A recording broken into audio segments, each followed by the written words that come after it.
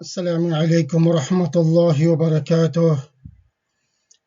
الحمد لله الذي جعل الشمس والقمر حسبانا والنجم والشجر يسجدان فضل زمانا على زمان كما فضل مكانا على مكان وإنسانا على إنسان والصلاة والسلام على سيدنا وأعلانا ومولانا محمد صلى الله عليه وعلى آله وصحبه وبارك وسلم تسليما كثيرا. أما بعد. We begin in the name of Allah, the Most High, the one who has created the sun and the moon to move in precise calculation, the one who made the stars and the trees to prostrate, and the one who made a place better than another place, the one who made a person better than another person. And we send salutation on our messenger Muhammad, the one who is close to us, the one who is most highest of us, the one who is our master Muhammad sallallahu alayhi wasallam. Welcome to Quranic Arabic Academy, Arabic Grammar Made Easy. Lesson number 7. Today we'll be doing lesson number 7. Before we start the class, let's make the dua. ربي يسر ولا تعسر وتمم بالخير وبك نستعين. ربي يسر ولا تعسر وتمم بالخير وبك نستعين. رضيت بالله ربا وبالإسلام دينا وبمحمد رسولا. رضيت بالله ربا وبالإسلام دينا وبمحمد رسولا. رضيت بالله ربا وبالإسلام دينا وبمحمد رسولا. Alhamdulillah, with the tawfiq of Allah, we have done 6 lessons of Arabic Grammar Course Level 1. We started with a word, kalima. Kalima is 3 types: ism, fi'l, harf. In Arabic sentence, these are the 3 types of ism will come and will form a sentence. Ism, fi'l, harf. Ism is name of things, name of people, persons, name of countries and cities, name of anything you can think of. Those falls under ism. Fi'l, it gives us meaning of an action in relation with meaning with past tense, present tense, and also it gives the future tense. Fi'l is also used for command and request. And number 3, harf. Harf is normally a 2-letter word that comes with ism and fi'l to give us additional meaning. And we've learned the Arabic grammar is in 2 parts. We learn Arabic grammar in 2 parts. One is called the an-nahwu, which is the Arabic main grammar. Another one is called as-sarf. Nahwu is to do with ism. Okay, Nahwu, the Arabic grammar side of Nahwu we learn is to do with ism. And the other side of grammar is called as-sarf, morphology. As-sarf is to do with verbs. Okay, verbs. And harf, obvious, will be using some harf with ism and some harf with fail. We will learn. So we started learning ism first, and we said we're going to learn everything about ism. The first thing we've learned, the ism has 4 properties: al-a'rab, al-naw', al-adad, and al-ta'yin. Al-a'rab is the grammatical cases of an ism in the sentence. So this i'rab will tell us what is the ism role in the sentence, what is the ism becoming in the sentence, because ism can come a subject. The ism subject means the thing we talk about. Ism can come as an object. Okay, so these are the things the i'rab will tell us. Then we've learned the 3 types of i'rab. The ism can be in halatul rafa, halatul nasb, and halatul jar. The ism is in halatul rafa is called marfu', and the symbol of marfu' is, again, there's 2 types of i'rab. In terms of any ism that shows its i'rab, the 2 types. One is with haraka, another one is with harf. Haraka means the vowels, dammatain, fathatain, and kasratain. And the harf are 3, alif, waw, ya. So the marfu isms, they normally, the sign of marfu is dammatain. There's only 2 types of isms that shows i'rab with harf, that is al-muthanna, and number 2 jam'ul mudhakkar salim. So for short we say muthanna and jama mudhakkar salim. Okay, so these are the only 2 types of isms shows i'rab with harf. There's one more type of isms that also shows i'rab with harf. Inshallah, we'll learn those isms later on in lessons. For just now, remember muthanna and jam'ul mudhakkar salim. These 2 will show i'rab with harf. So marfu, the sign of marfu is dammatain. If it's muthanna, the sign of marfu is alif. If it's jama mudhakkar salim and it is marfu, the sign is waw. Number 2, i'rab is mansub. Mansub sign is fathatain. If it's al-muthanna, it will be ya before it fatha. If it's jama mudhakkar salim, again it will be ya before it kasra.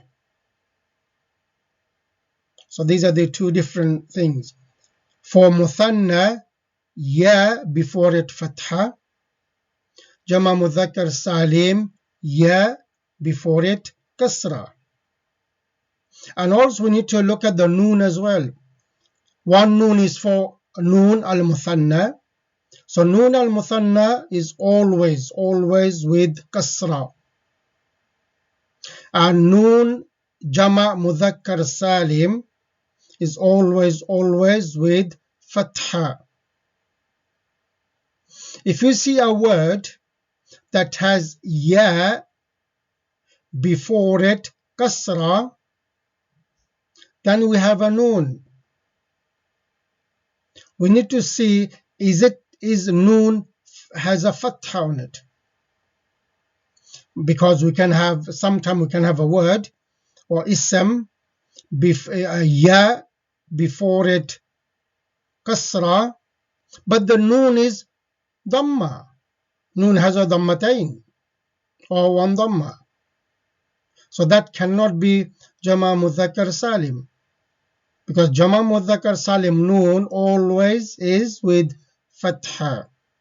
Right, next is Majroor. Number 3 is Majroor. Any ism that comes in this case, it is called Majroor. And the sign of Majroor is Kasratain. And if it's Muthanna or Jama Mudhakkar Salim, because these two isms shows Arab with harf, then it will be a harf. We will look for a harf, which is again Ya, before it Fatha for Muthanna, and Ya before it Kasra for Jama Mudhakkar Salim. And then for Muthanna, noon will be Kasra, and noon Jama Mudhakkar Salim, the noon will be with Fatha. Then we've learned number 2 property, and now. Now means the gender. In Arabic, everything has a gender, either it is Mudhakkar or it is Muannas. Then we've learned al-adad, the number. The third property of ism is al-adad. There are 3 types of al-adad. Number 1, mufrad. Number 2, muthanna. And number 3, al-jama'. Mufrad ism, as we've learned, the Arab of mufrad ism in halatul rafa is dhammatain, halatul nasb is fathatain, and halatul jar is kasratain. Number 2, al-muthanna, we just talked about the Arab of muthanna. In halatul rafa is with alif. In halatul nasb and jar is with ya ma qabal fatha. A new term, ma qabal. Ma qabal means before it. Okay, so ya ma qabal fatha, and the noon in all 3 halat will be with the kasra. In halatul rafa or marfu, the ism noon will be with kasra. In halatul nasab and jar, still the noon will be with kasra. Then we've learned al-jama'. We've learned jama' is 2 types. One is jama' salim or jam'u salim. Number 2, jam'ul mukassar. Jam'u salim means the wahid form, the mufrad form remains the same. We just add a few letters to make jama'.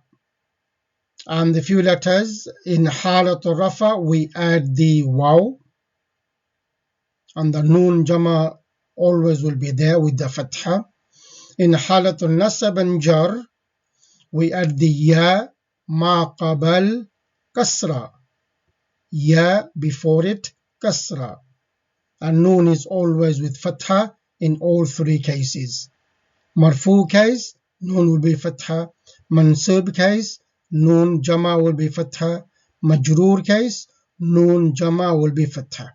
We just have to look for a waw for to be in marfu case, and look for ya ma qabal kasra to be in mansuba majroor case. And then we've learned the jama muannas salim. Jama muannas salim, the wahid form will remain the same, and we just add alif and long ta to make it jama muannas salim. And the i'rab of jama muannas salim is with haraka. In marfu case will be dhammatain, and in mansub and majroor case will be with kasratain. Okay. Then we will learn jama mukassar or jam'u al-mukassar, which is the broken plural. Normally, the non-human isms will have broken plural, and humans as well. Human, we can put this way: the other than description isms, other than describing isms, all will be Jama Mukassar. The describing isms will be Jama Mudhakkar Salim. Okay, so mainly the non-human will have Jama Mukassar, and also sometimes humans also has Jama Mukassar. We have a list of there's no rules to make Jama Mukassar. There's no rules. We just have to memorize them. When we memorize the Mufrad form of it, so both together we memorize Mufrad and Jama. Mufrad and Jama. But we have some scales. Many ism will fall under these scales, and we have listed some scales or patterns the often used. Okay, so this is what we've done so far. Today we'll be doing the fourth property of the ism, which is at-ta'yin. In this lesson, we are going to learn, understand indefinite and definite nouns, understand which asma are indefinite, understand how to translate an indefinite ism, know the 7 types of definite isms. So let's concentrate and understand one by one. Number 1, understand indefinite and definite nouns. At-ta'yin, definiteness. All ism are of 2 types in regards to definiteness. Number 1, nakira, and number 2, ma'arifah. Nakira is indefinite. Sometimes we say a common noun. Okay? And ma'arifah is definite. We also sometimes say a proper noun. Okay? But in English, there's a bit more to it. Not only proper nouns are definite, there's other isms falls under it. So this is why we named it definite, so every ism can come in. So 2 types of isms, we just have to remember, nakira and ma'arifah.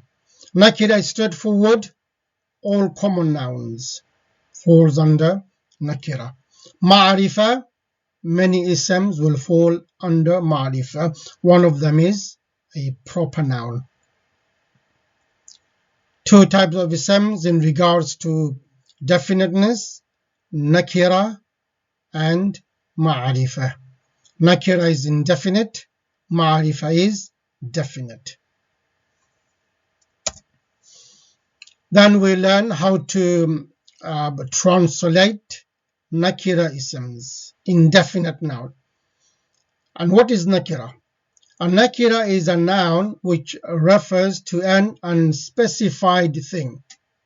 Unspecified.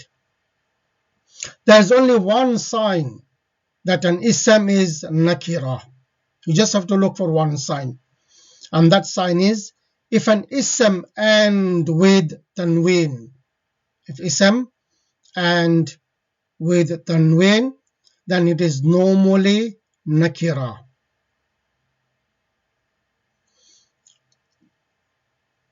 We have learned there are some jama mukassar, broken plural, they are ghair munsarif.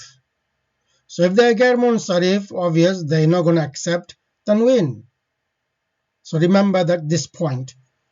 It is ghair munsarif, but it can be nakira.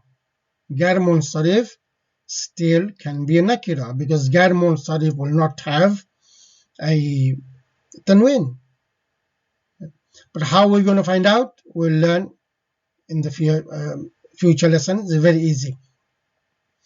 So normally nakira isms will have tanween. The nakira ism is translated as a or an to give us the meaning of a singular, a or an in English. For example, we start from the right, masjidun, a mosque. كتاب, a book. قلم, a dog. قلم, a pen. كلب, a dog. تفاح, an apple. So all these isms we can see having tanween. Masjidun, tanween on the last letter. Kitabun, tanween on the last letter. In our case, it is the dhammatain.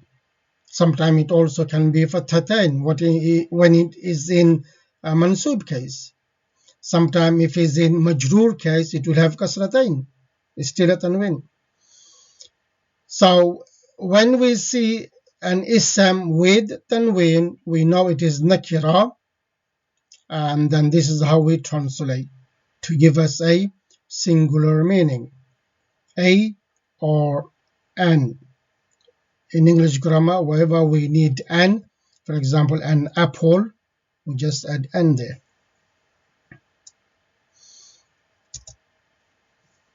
Exception to the rule. What is the rule? If an ism and with tanween, then it is normally nakira. This is the rule. There's exception here. Do you remember we always say, whenever we learn a rule, there will be exceptions. This rule does not apply to ism that are proper nouns. Okay? Like the name of a person. Some proper nouns will be with tanween. So that does not make that ism nakira. Okay? So proper nouns or some proper nouns will have tanween. We see many of the times Muhammadun is a name of a person, so it is a proper noun. It is having tanween, so it's not going to make a nakira. Zaydun is having tanween. It's not going to make it a nakira. It is marifa. Bilalun, Khalidun, Salihun. Okay. So next time you see a name of a person, okay, or a proper noun, it could be name of thing as well. Could be name of anything which is a proper noun. For some time, a pet, we give a name to a pet, so that name becomes a proper noun. Sometimes we give names to rivers. Once we give a name to something, that becomes a proper noun. So even it has a tanween, still we will say it is a proper noun, because now it will be for a specific thing.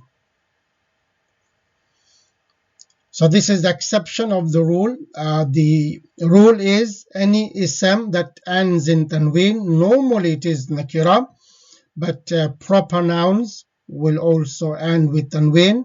That does not make a nakira. It is still a proper noun, like name of people, name special names of things. Number 2, ma'rifah, definite noun. A ma'rifah is a noun which refers to a specified person, thing, place, or animal. Specified. So, for example, Muhammadun, it is ma'rifah. Al-masjidu, the mosque. Because we're adding the here, we are talking about a specific masjid, a specific mosque. We're not talking about any mosque. Makkah, a name of a city. We are talking about Makkah.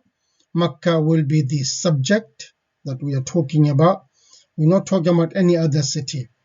Al-kalbu, again there is the there.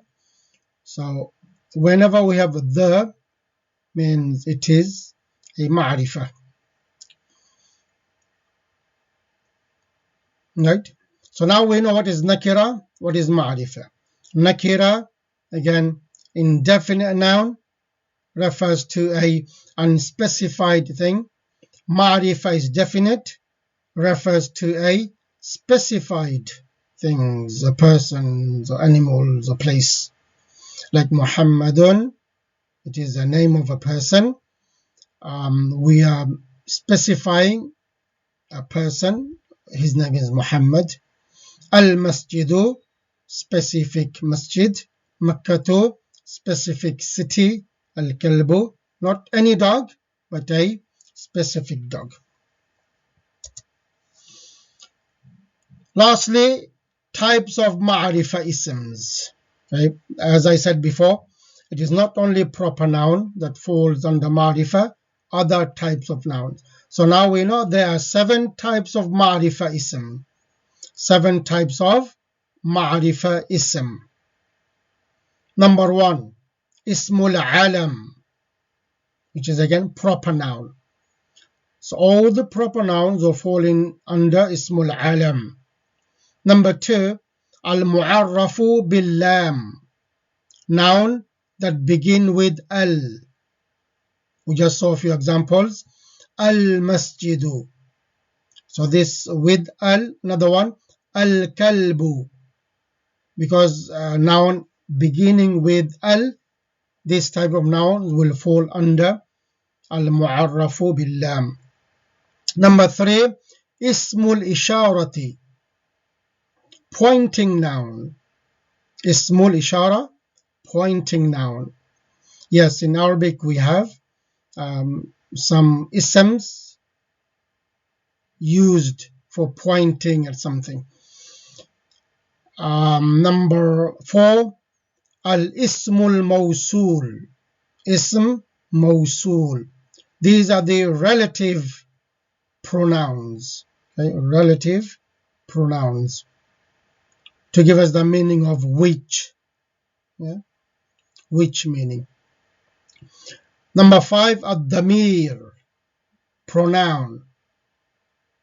Damir, pronoun. Pronouns, instead of mentioning name of person all the time, we use pronouns. For mudhakkar we use he, for muannas she, if it's a third person, if it's a second person you, and if it's the first person I. So these are the damir, pronoun. Number 6, al-mudaf ila al-ma'rifah, which is idafa. Yeah. So far you may not understand what idafa is. Inshallah, not to worry, just learn the terms and we will learn all these one by one. So we've learned 2 types of ism in terms of definiteness. Number 1, nakira. Number 2, ma'rifa. Nakira has 1 sign. Any ism that ends with tanween, normally it is nakira. Or we can add another one. Any ism that doesn't begin with alif lam, it will be nakira. Because if alif lam begins with alif lam, it will fall under ma'rifa. Okay, so nakira. Number 2, ma'rifa. Ma'rifa is a specified things we're talking about, and there are 7 types of ma'rifa. How many types? 7 types of ma'rifa. Number 1, ismul alam, proper noun. Number 2, al-mu'arrafu bil-lam, noun that begin with al. Number 3, ismul ishara, pointing noun. Number 4, al-ismul mawsul. Number 5, ad-damir, pronoun. And number 6, al-mudaf ila al-ma'rifa, idafa. And number 7, al-munada, being called. When you call someone, you're not calling anyone. You're not calling a common person. You're calling a specified person. So al-munada, being called, this also comes under ma'rifah. All right, understood the at-ta'yin, understood what is nakira and how to translate nakira, understood what is ma'rifah, and understood the 7 types of ma'rifah. right. So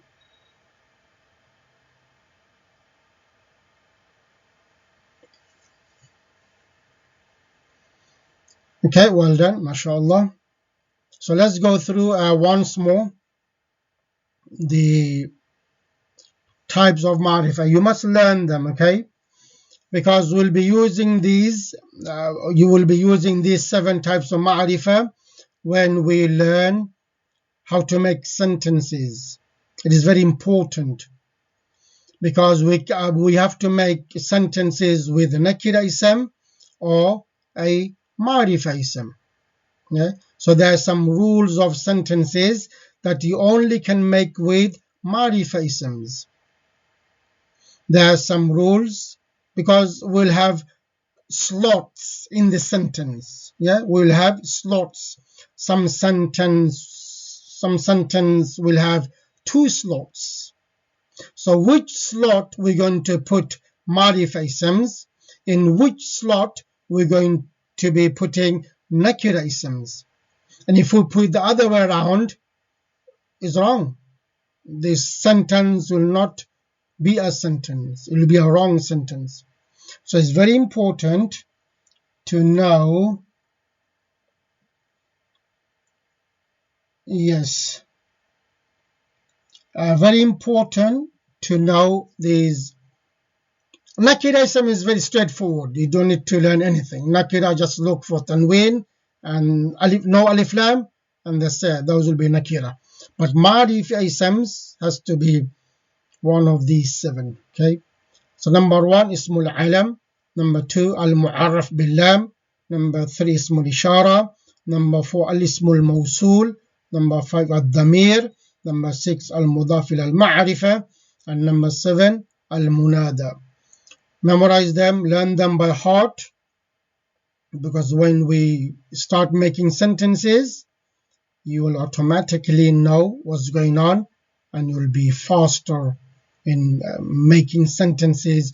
We will also be analyzing the sentences, okay? So once we analyze the sentences right from beginning, then inshallah we'll have full understanding of how sentence works. Right, so this is the end of lesson number 7. May Allah subhanahu wa ta'ala give us tawfiq and the ability to spend a little time so understand these lessons so we can learn Arabic grammar. Our main aim is to understand the Quran. Our main aim is not to talk in Arabic. Our main aim is to understand the Quran by looking at it without the aid of a translation or anything like that. So inshallah, if you keep up to it, one day you will get that. And ask Allah every time, Rabbi zidni ilma, Rabbi zidni ilma. Wallah, I'm committed to learn your book, to understand your book. So Allah, you give everyone what they're asking for. Well, I'm asking this from you. Give us the understanding of your book. Inshallah, you'll get it one day. So we'll end the lesson here. Subhanak Allahumma bihamdika nashhadu an la ilaha illa anta nastaghfiruka wa natubu ilayk. Assalamu alaikum wa rahmatullahi wa barakatuh.